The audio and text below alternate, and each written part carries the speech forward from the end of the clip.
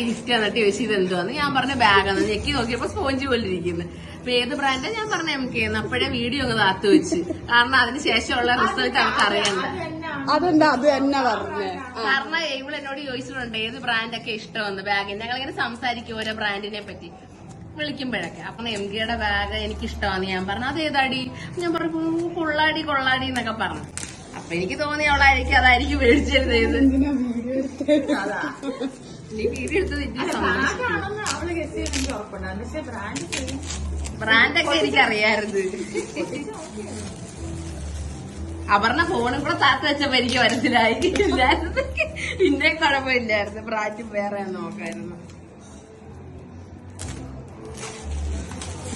MK അല്ലെങ്കിൽ എന്നില്ല MK തന്നെയാ.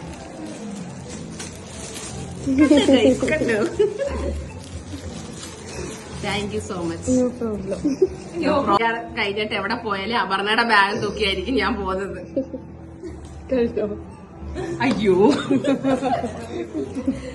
കിട്ടിയാലോ.